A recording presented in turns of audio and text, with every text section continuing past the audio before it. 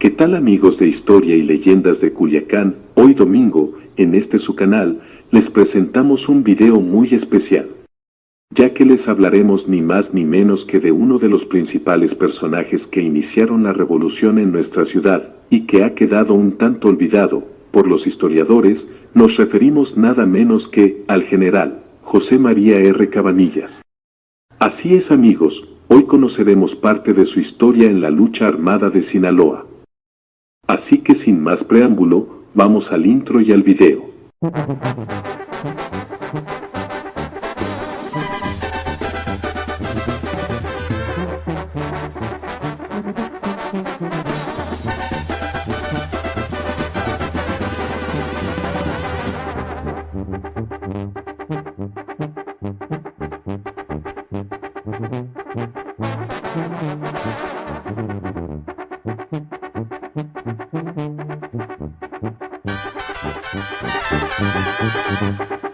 José María R. Cabanillas nació en la villa de Cozalá en 1882. A los 18 años se fue a radicar al puerto de Mazatlán, en donde trabajó como dependiente de una cantina, y en 1905 se vino a radicar a Culiacán, en donde trabajó como carpintero en un humilde taller, que se ubicaba frente al entonces seminario y hoy presidencia municipal. En un momento dado, Cabanillas fue contratado por Luis F. Molina para restaurar parte del kiosco de la Plazuela Rosales, y al final del trabajo salieron mal.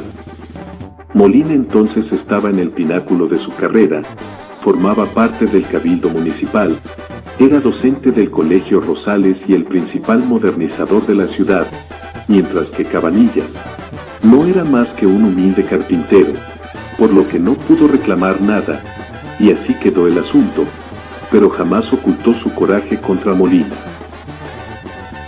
El tiempo pasó sin que nada cambiara para Cabanillas, quien siguió con su humilde oficio.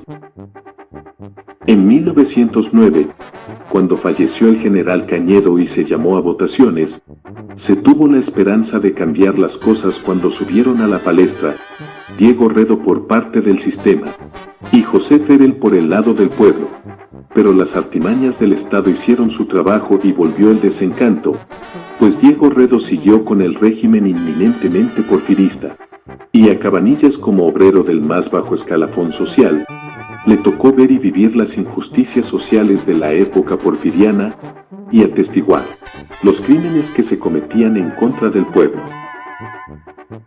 El 4 de enero de 1910, llegaron a Culiacán don Francisco I. Madero y su secretario, licenciado Roque Estrada, procedentes de Mazatlán, en donde un día anterior habían integrado el centro antirreeleccionista del puerto. Se dice que la comitiva de Madero pensaba pasar de largo en el tren Sud-Pacífico, pero en la estación fueron recibidos por un nutrido grupo de simpatizantes, y previo cambio de impresiones con ese grupo, se acordó llegar y realizar no solo un mitin, sino también una asamblea para integrar el centro antirreeleccionista de Sinaloa. Pese a todas las trabas que puso el gobierno, tanto estatal como municipal, el mitin se llevó a cabo con gran éxito en el cruce de dos de las calles más céntricas, la calle Benito Juárez y la Domingo Rubí, y la asamblea se realizó en el local de la Asociación Mutualista de Occidente, en la cual se formó la directiva del Club Antirreeleccionista de Culiacán. Club que integraron Amado Zazueta, Crisóforo Avendaño y Ramón Saavedra Gómez, así como Crisanto Arredondo, Benigno Zazueta, Jesús M. Burgos, Manuel C. Prieto, Rosendo Verdugo, Jesús I. Pena y Francisco Ramos Esquer, quedando como presidente del mismo el ingeniero Manuel Bonilla. A dicho mitin, al igual que cientos de vecinos, acudió Cabanillas, quien al ver y escuchar a Madero, a partir de entonces, la propuesta de Madero fue tema constante de conversación en su humilde taller, motivo por el cual, en el mes de noviembre de 1910, fue invitado por Ramón F. Iturbe, quien se reunía en la cantina propiedad de Manuel F. Vega, con Juan M. Banderas, a que se uniera con ellos en esa reunión clandestina en la que don Amado Zazueta, un periodista de combate de Culiacán, Le explicó en qué consistía el Plan de San Luis, lanzado el 5 de octubre de 1910 por Francisco I. Madero, en el que se desconocía a Porfirio Díaz como presidente de la República, y se convocaba al pueblo mexicano a tomar las armas para derribar la dictadura del porfiriato. Cabanillas de inmediato se integró, y pronto acordaron y armaron todo un plan para insurreccionarse en Culiacán, el día 9 de enero de 1911. Desde esa primera reunión en noviembre, Cabanillas empezó a hacer propaganda del movimiento, ayudado por Crisanto Arredondo, Amado Azazueta y Francisco Rodríguez, entre otros. Siendo escasos los fondos recaudados para la compra de dinamita, a finales de diciembre asaltaron los depósitos del comerciante estadounidense Juan T. Canfield, donde se apoderaron de 5 cargas que escondieron en la casa de Mónico L. Osuna, con la cual prepararon bombas. Dentro de los planes del 9 de enero de 1911, estaba un atentado contra el gobernador Diego Redo, quien, junto con su administración, asistiría a la boda de la familia Tellaeche. Pues se llegó ese día, y Cabanillas junto con Ramón Rangel Valenzuela, Agustín Beltrán, Condado Antuña, Francisco Ramos Obeso y otros más, estaban reunidos en la casa de Pedro Blancarte, ubicada en la esquina de lo que hoy son las calles Cristóbal Colón y General Ramón Corona. El plan consistía en capturar a Redo y sus principales adeptos. Pero Joaquín Valdés Soto, alcalde de la cárcel, los traicionó, por lo que Cabanillas junto con otros, esa misma noche escapó rumbo a Tepuche, y sin consultarlo con los demás decidió regresar para recuperar el parque y la dinamita y de paso reclutar a los señores Apolonio Corrales y Antonio Tamayo. Los integrantes del movimiento antirreeleccionista se reunirían después en Coloma, un poblado del estado de Durango, para dar inicio a la lucha revolucionaria. Pronto se les unieron otros jefes de guerrilla como Gregorio L. Cuevas, Manuela Salazar, José María Ochoa, Antonio Franco, Francisco Quintero, Claro G. Molina, Matías Lascano, Elpidio Osuna, Justo Atirado, Seferino Conde, Ángel Flores, Juan Carrasco, Herculano de la Rocha, y otros más, que hostilizaron a las fuerzas porfiristas en Sinaloa, a cuyo frente estuvieron el general Higinio Aguilar y el valiente coronel Luis G. Morelos. El primer escuadrón al mando de Cabanillas estuvo integrado por 14 hombres mal armados. Por cierto, Luis G. Morelos fue un acérrimo enemigo de la lucha armada, persiguiéndolos desde el principio y derrotando las fuerzas de Banderas y Cabanillas en la Cieneguita, Badiraguato, y luego a las de Iturbe en Las Milpas y después en Tamazula.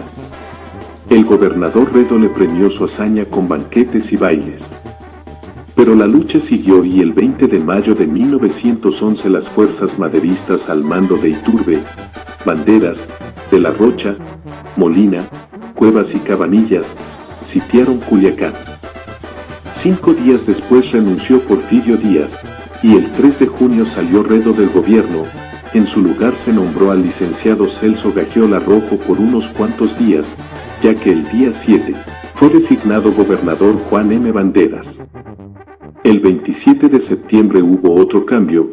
José María Rentería fue declarado el primer gobernador constitucional maderista, y el 6 de noviembre tomó posesión de la presidencia de la República don Francisco I. Madero. Pero volviendo a Cabanillas. Después de participar en varias batallas en la Sierra de Durango y Sinaloa, obtuvo el grado de coronel, y con ese grado al frente de su guerrilla participó en la toma de Culiacán. Al enterarse Luis F. Molina que Cabanillas venía como uno de los jefes de la revuelta, y pensaba vengarse de él, al igual que otros tantos acaudalados porfiristas, de inmediato abandonó la ciudad para irse a refugiar a los Estados Unidos, y tenía más que justificado el marcharse, ya que de acuerdo a lo que señala el licenciado Francisco Verdugo Fálquez, en su libro Las viejas calles de Culiacán, Cabanillas era sin duda un hombre decidido y valiente, pero también se le atribuían actos de desconcertante crueldad y despotismo. Así es que, si hubiera agarrado a Molina con el coraje que le tenía, nada hubiera quedado de él. El 20 de octubre de 1911, fue nombrado por el presidente interino, Francisco León de la Barra, jefe de las armas en el estado, quedando bajo su mando los cuerpos rurales de la Federación en Sinaloa. Al día siguiente, Cabanillas denunció que estando en México, el secretario de Gobernación Alberto García Granados y un pariente de Redo, le propusieron que organizara la rebelión reyista en Sinaloa, y que aprovechara el conflicto del coronel José María Ochoa con el gobernador José María Rentería, para sumar a Ochoa al reyismo. Sin embargo, Cabanillas y Ochoa se mantuvieron fieles a la causa maderista. En los últimos días de septiembre de 1912, fue aprehendido junto con otros antiguos revolucionarios acusados por el profesor Ramón Saavedra Gómez, prefecto político de Culiacán por difamación. Pero pronto lo soltaron. Pocos días después del asesinato de Madero, el ahora ya comandante Cabanillas se sublevó en Culiacán retirándose a la sierra con un grupo de los rurales que estaban a sus órdenes. Durante los meses de abril y mayo de 1913, combatió a las fuerzas huertistas que dirigía el coronel Teodoro Valdivieso. Se posesionó de Badiraguato, y no fue sino hasta el 15 de junio que el coronel huertista José Martínez del Río logró recuperar la plaza. El 25 de septiembre de 1913, en Los Mochis, Cabanillas y el coronel Benjamín Gil derrotaron al coronel huertista Heriberto Rivera, acción que le valió el ascenso a coronel, otorgado por el primer jefe del ejército constitucionalista Venustiano Carranza. Participó en el sitio y toma de las ciudades de Sinaloa y Culiacán en octubre y noviembre de 1913. En los primeros días de octubre, fue ascendido a general brigadier, y durante una reunión realizada en el fuerte se le ratificó el grado de general, por lo que se le invitó a participar en la Convención de Aguascalientes, pero él decidió enviar en su representación al capitán Manuel Ortega. A dicha convención asistió el general Ramón F. Iturbe, comandante militar constitucionalista en Sinaloa, quien le cedió el mando interino de la brigada. Rechazó la propuesta del gobernador del estado general Felipe Riveros de reconocer a la Convención de Aguascalientes como depositaria de la soberanía nacional y máxima autoridad de la revolución, por lo que permaneció leal a Carranza. En 1915, a las órdenes de Iturbe combatió a los villistas en el estado. Ya como jefe del ejército, José María R. Cabanillas ocupó una de las mejores casas de la capital sinaloense. Nos referimos a la Casa de la Vega, cuyas ruinas aún se ubican en la intersección de las calles Rafael Buelna y Álvaro Obregón. Dicha finca es una de las más antiguas de la ciudad, ya que fue construida alrededor de 1790, y desde la época que aún comprendió parte de la colonia española, fue el hogar de las familias más acaudaladas de la región, por lo que no nos extraña entonces que durante la Revolución fuera saqueada y terminara como hogar de uno de los principales caudillos. Y bueno, fue precisamente ahí, en esa mítica residencia, en la que falleció el general brigadier José María R. Cabanillas el día 6 de febrero de 1917, víctima de la tuberculosis.